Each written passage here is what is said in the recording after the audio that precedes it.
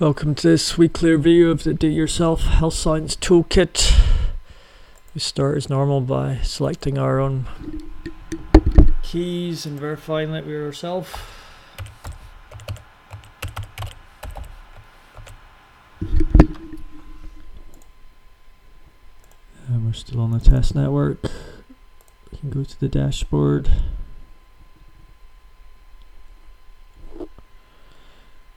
Daily averages, cumulative steps. There's an interesting one. Cumulative beats recorded that day. And then the current day's heart rate and activity. Been working on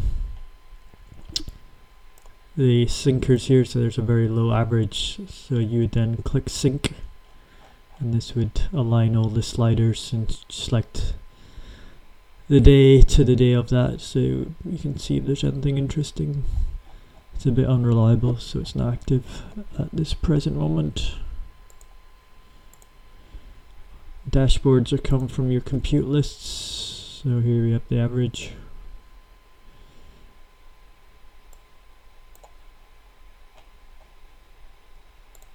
And we have our observations.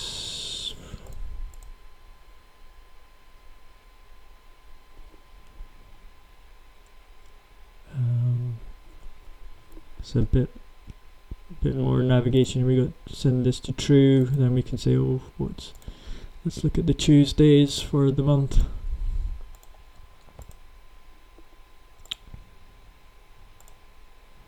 And then we can chart those.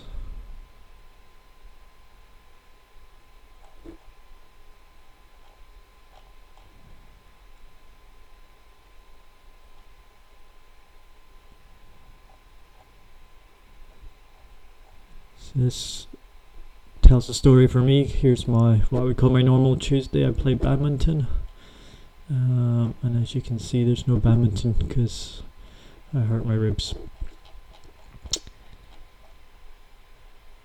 In the compute list, we can also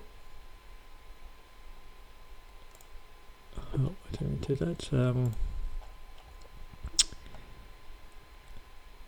We've got our controls. And so we can see that this analytic is in the daily step dashboard, and then you can now remove that so that you no longer want it in your dashboard. Other feature for the dashboard would be that the ordering of those visualizations might, everybody's got their own preference, so either some drag and drop on the dashboard or plus minus here or something to do that. Now we have our open knowledge, so this sets the variables, but just let's say we're missing the time period. We click on learn, and then we get this feedback, but we can then just get it back.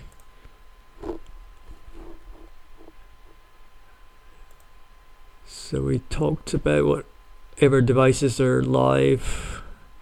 We can add new per device. The only two are really active is the two types of Luftendaten sensor boxes. Data stores that are coming soon. Data stores that people have added to the network but are not active in this peers account.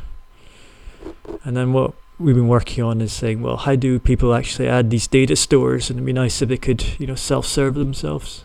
Whatever data store a peer wants to have on their account, they should be free to do that. So we can get a form to fill in. This is still a work in progress. But you can see we've got type of contract, is a packaging, or contribute a new data type, a new computation to the network, a new experiment. And then there'll be some form filling in. It will then be saved locally. You can check it yourself, and then if you think it's going to be worthy or you'd like the network to have the benefit of your API, then you submit it to the network.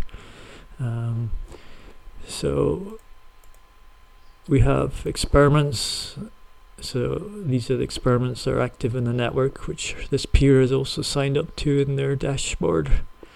We have the data types that are live behind the devices and the computations, and then we actually have these computations, which are the observation sums. So this is still requiring some more work, but it shows you how anyone, let's say water quality, and you had a sensor and you could save it, hopefully to your own crypto store or as a REST API. You can go in there, contribute the data types, go through an acceptance of those data types by the network, then describe your API, and then instantly on your toolkit you can play around with your own data. And it says as soon as it's accepted by the network, then everyone who's got access to the toolkit can then, or not, can access API, can then do data science on the data if it's open. So this would be a big thing to have. Right now it's sort of semi-manual, to connect these, but we're getting there.